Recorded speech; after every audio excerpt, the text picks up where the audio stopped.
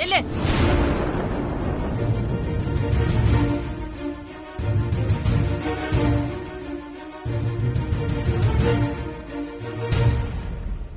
எங்க போற? கெஸ்ட் ஹவுஸ்க்கு போறேன். 2 பேர் சேர்ந்து ரொம்ப நல்லா நாடகம் ஆடுறீங்களே. என்ன இப்படி எல்லாம் பேசுறீங்க?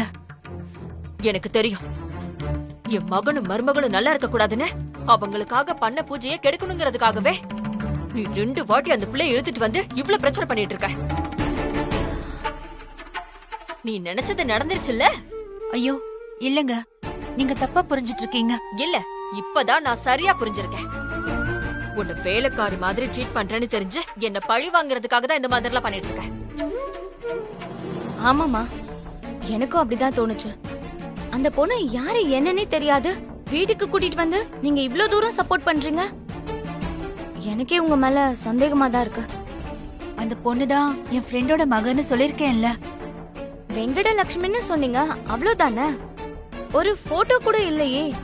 அந்த ஆதிராவை பேச விட்டாதானே ஏதாவது தெரியும். நீங்க பேசவும் விட மாட்டேங்கிறீங்க.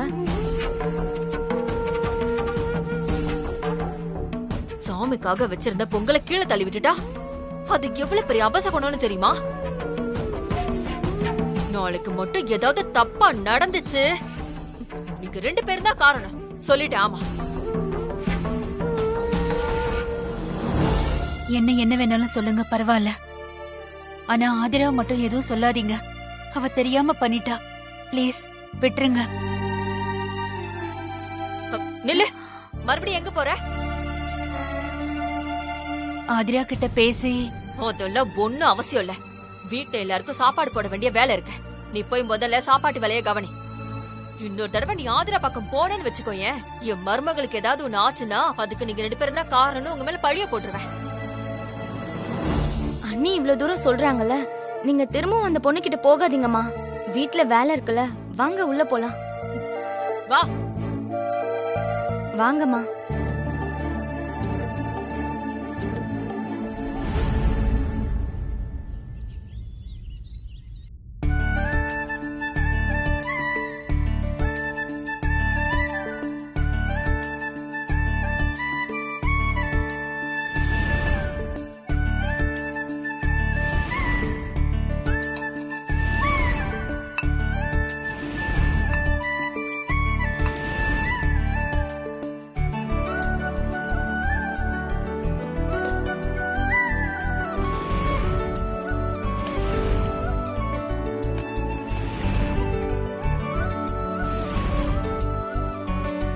பூஜை நல்லபடியா முடிஞ்சது. அதோட சாப்பாடு ரொம்ப அருமையாவே இருக்கு. ஆமா மாப்ள, சாப்பாடு ரொம்ப அருமையா இருக்கு. அப்ப உங்க 2 பேருக்கும் இவ்வளவு நேரம் பூஜை மேல கவனம் இல்ல, சாப்பாட்டு மேலதான் இருந்திருக்கு. எப்ப சாப்பாடு போடுவாங்கன்னு காத்துட்டு இருந்தீங்களா? இத பாருங்க, சாமி கும்பிடும் போது மட்டும் இல்ல, சாப்பிடும் போதும் ஒரு மனசா அமைதியா சாப்பிடணும். வளவளன்னு பேசிக்கிட்டு இருக்காம அமைதியா சாப்பிடுங்க. கரெக்ட் தான் மாமா. பேசாம சாப்பிடு. ஏய் சாப்பிடுறா, சாப்பிடு.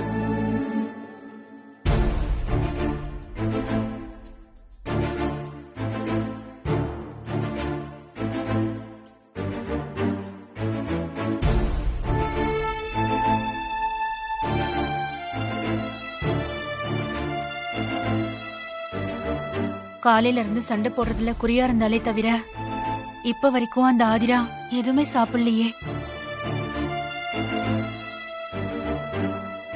சுபத்ரா, அம்மா ஏதாவது வேணுமா? அது எல்லாத்தையும் நான் பாத்துக்கிறேன். நம்ம வீட்டுக்கு வந்திருக்கிற அந்த பிள்ளைக்கு சாப்பாடு எடுத்துட்டு போய் கொடு. சரிம்மா. போ. இல்ல, சாப்பாடு கொடுத்து அனுப்பணும்னா நீயே கொண்டுட்டு போய் ஊட்டி விடணும்னு அவசியம் கிடையாது. கரெக்ட் தான்ப்பா. கல்யாணம் பண்ற வயசுல இருக்கா, கொண்டு போய் கொடுத்தா சாப்பிட மாட்டாளா? நீங்க எதுக்காக அங்க போகணும்? கொடுத்து விட்டா போதுமே. அவளுக்கு எல்லாருக்கும் செஞ்சு செஞ்சு பழக்கம் ஆயிடுச்சு. அதான்.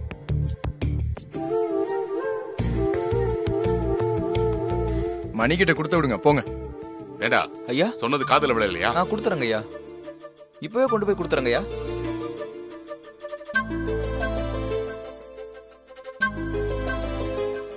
மணி சாப்பாடு எடுத்துட்டு போயிருக்கான். ஆதிரா என்ன மூட்ல இருக்காளோ என்னமோ, எதுவும் பிரச்சனை பண்ணிடக்கூடாது முருகா.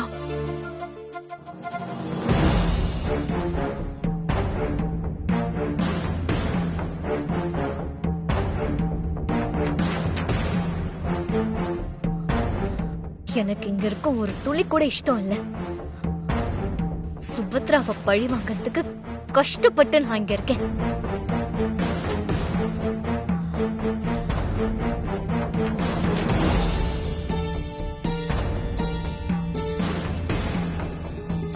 மா சாப்பாடு கொடுத்து விட்டுருக்காங்கம்மா. மா தெரிஞ்சோ தெரியாமலோ ஏதாவது தப்பு பண்ணிருப்போம். அதெல்லாம் மனசுல வச்சுக்காதீங்கம்மா. சாப்பிடுங்க, எல்லாம் சரியாயிடும். இந்தாங்கம்மா சாப்பிடுங்க.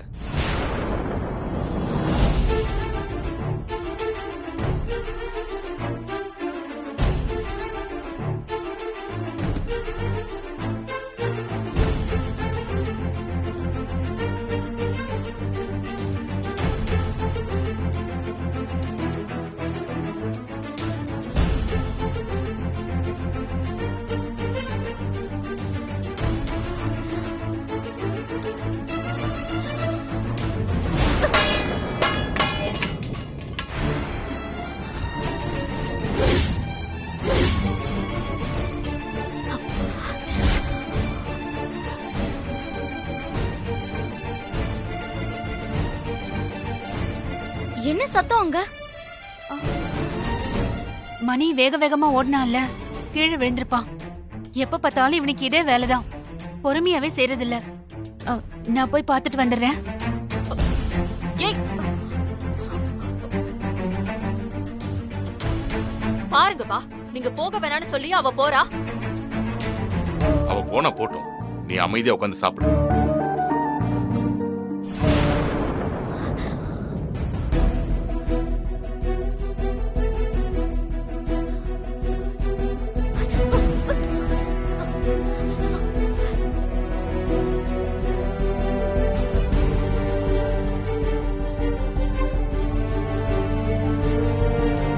அம்மா நீங்க எதுக்குமா சாப்பாடு எடுத்துட்டு வந்திருக்கீங்க?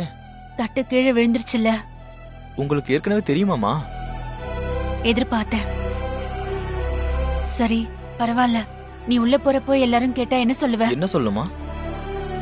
மணி, இந்த ஒரு தடவை எனக்காக பொய் சொல்லுவியா?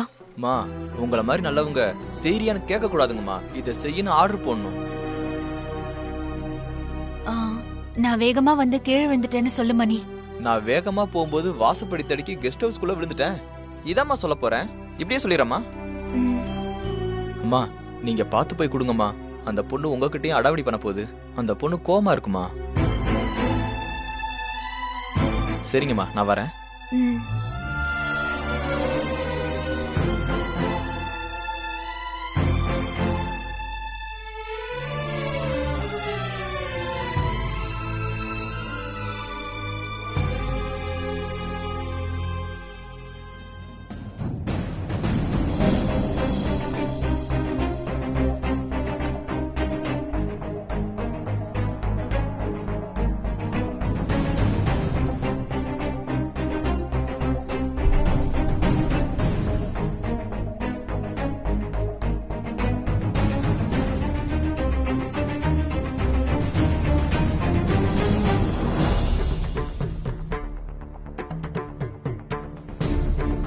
உனக்கு என் மேல கோவம் இருக்குன்னு எனக்கு தெரியும். ஆனா அதுக்காக பசியோட இருக்காத. நீ காலையில இருந்து ஒண்ணுமே சாப்பிடல. இந்தா சாப்பிடு. எனக்கு ஒண்ணும் தேவையில்லை. என் அம்மா போட்டோவை என்ன பண்ண முதல்ல அதை சொல்லு.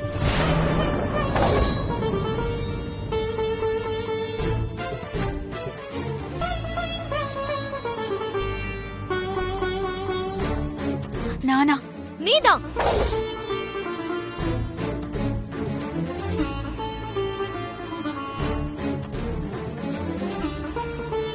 என் போன்ல இருந்த போட்டோ வீடியோ எல்லாத்தையும் டெலீட் பண்ணிட்டு ஒன்னும் தெரியாத மாதிரி இப்போ நடிக்காத.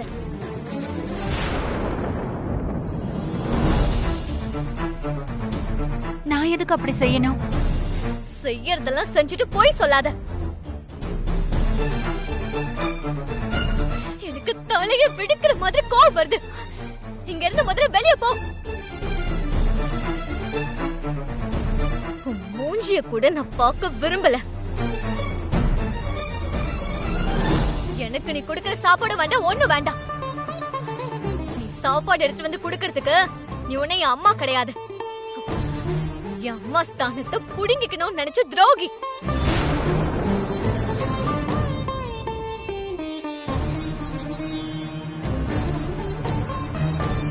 போ வெளியில, போ வெளியில.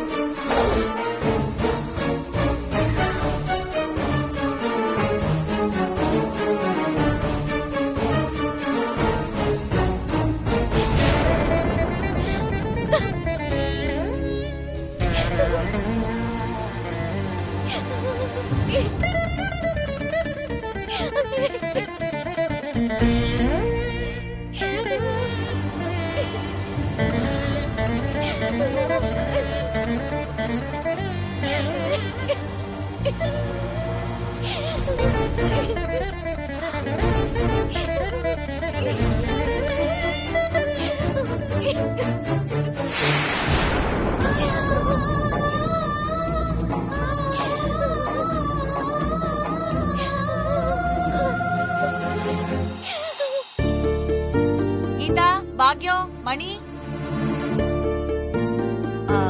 இது எல்லாத்தையும் எடுத்து ஓரமா வச்சுட்டு நீங்க உட்கார்ந்து சாப்பிடுங்க. ஏற்கனவே ரொம்ப லேட் ஆயிடுச்சு. சாப்பிடுங்க. இதெல்லாம் எடுத்து வச்சிருங்க. அப்படி வச்சிருங்க.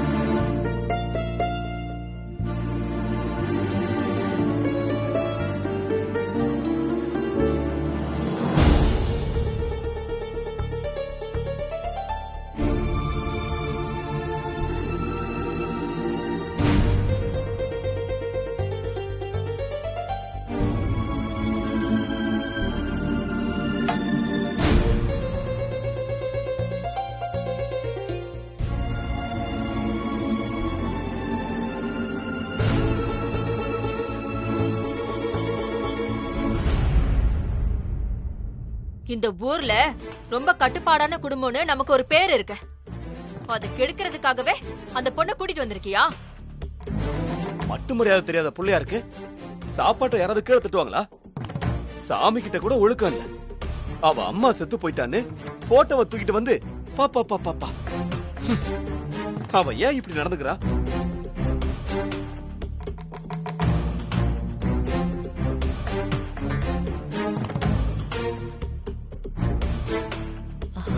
கேட்டியா சுபத்ரா?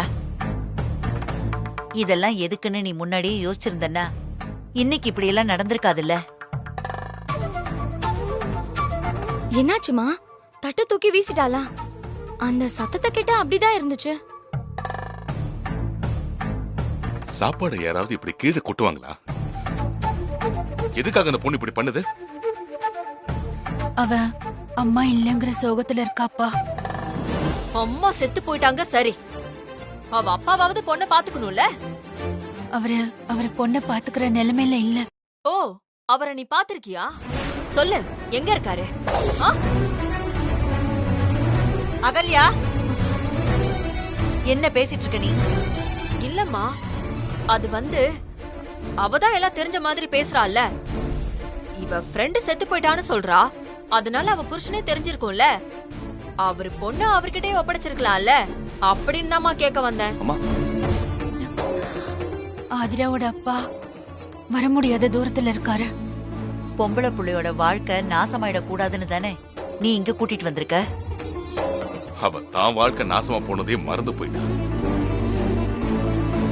என்கிட்ட சொல்லாமையே வெளியே போனா. இப்ப என்கிட்ட சொல்லாமலேயே அந்த பொண்ணை வீட்டுக்கு கூட்டிட்டு வந்திருக்கா. ஏற்கனவே ஒரு வாட்டி தியாகம் பண்றேன்னு தன்னோட வாழ்க்கையை தொலைச்சிட்டு நிக்கிறா. இனிமேலாச்சும் யாருக்காவது உதவி செய்யறேன்னு இருக்கிற வாழ்க்கையை தொலையாம பாத்துக்க சொல்லு.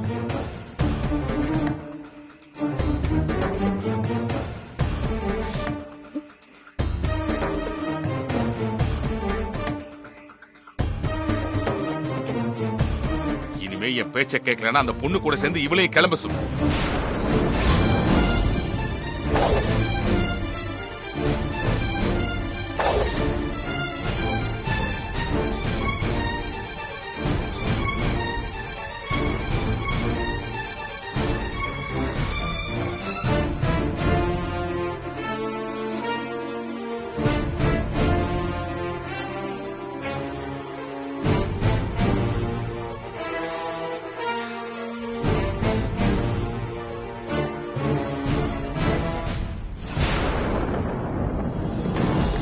தாத்தா, நீங்க தப்பா புரிஞ்சுட்டு இருக்கீங்க. அம்மா அந்த பொண்ணுக்கு நல்லது செய்யணும்னு நினைச்சு கூட்டிட்டு வந்திருக்காங்க. நீங்க அவங்க மனசு கஷ்டப்படுற மாதிரி பேசாதீங்க தாத்தா.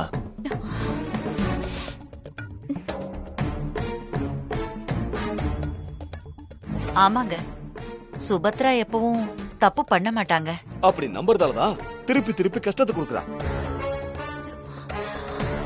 அப்பா, உங்களுக்கு இப்போ என்னப்பா கஷ்டம் வந்துச்சு? டேய், பூஜை நேரத்துல அபசகுணமா பொங்கல் கொட்டி போச்சுலடா. அதான் யாருக்கும் எதுவுமே ஆகலையேப்பா. இப்படி ஆளுக்கு ஒவ்வொருத்தரையா கூட்டிட்டு வந்து இந்த வீட்டை சத்திரமாக்கிடுங்க. அவங்க உங்க இஷ்டத்துக்கு நடந்துக்கிட்டா அப்புறம் நான் எதுக்கு இந்த வீட்டுல ஒரு பெரிய மனுஷன்? அப்பா மாமா,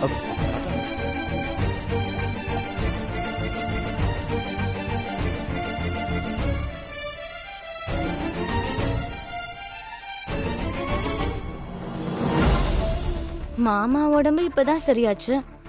இப்படி ஏதாவது நடந்து திரும்பவும் பழைய மாதிரி ஆயிட்டாருன்னா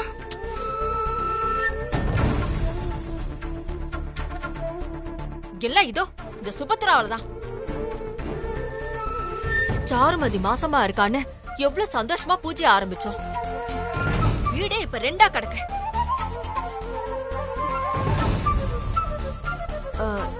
சாருமதி, நீ உன் ரூமுக்கு போமா.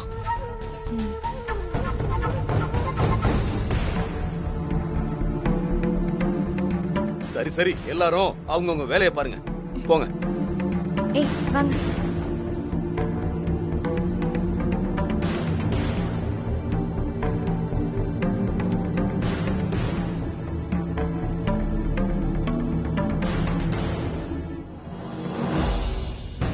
என்னம்மா, ஏன் இப்படி எல்லாம் நடக்குது?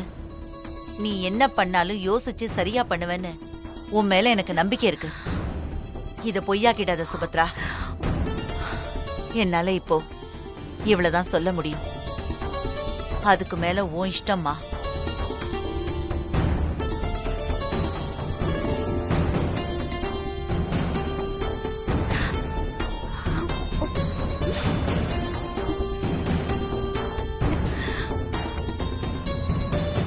எங்க அம்மாவை விட அதிகமா நீங்க தான் என்ன பாசமா வளர்த்தீங்க. இன்னைக்கு வரைக்கும் அப்படிதான் என்ன பாத்துக்கிறீங்க.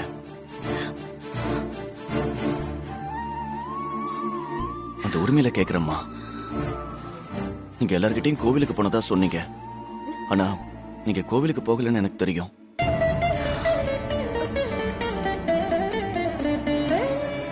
சென்னையில என்ன நடந்துச்சுன்னு எனக்கு தெரியாது. ஆனா இங்க எல்லாரும் உங்களை தப்பா பேசும்போது எனக்கு ரொம்ப கஷ்டமா இருக்கு.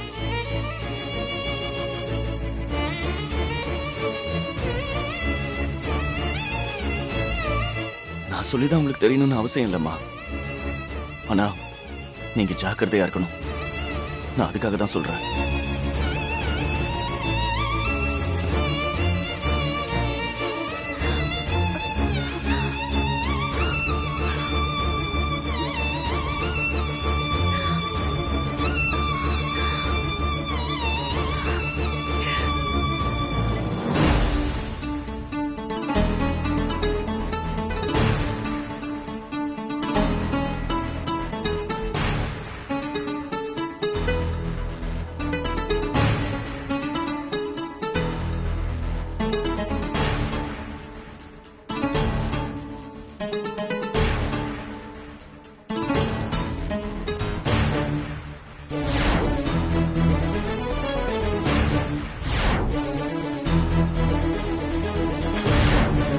என்னது இது? இது வெறும் காகிதம் இல்ல, என் பொண்ணோட வாழ்க்கை.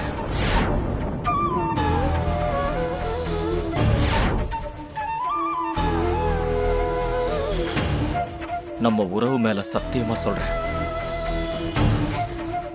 நீ மாட்டேன்னு சொல்லக்கூடாது.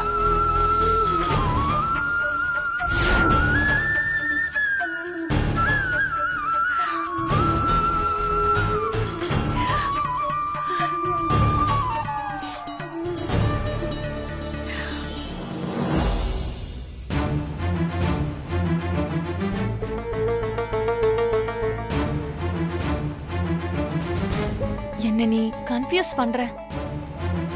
கல்யாணத்துக்கு முன்னாடி அகிலன் கூட ஓட முடியல, கல்யாணத்துக்கு அப்புறம் ஓடி போயிடலான்னா நீ என் வயித்துக்குள்ள வந்துட்ட.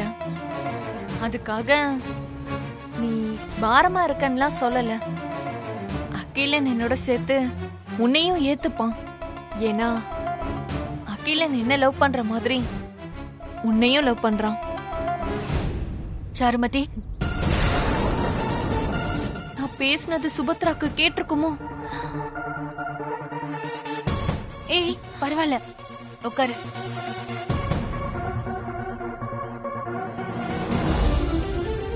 எனக்கு தெரியும் நீ ஏங்க உட்கார்ந்திருக்கேன்னு.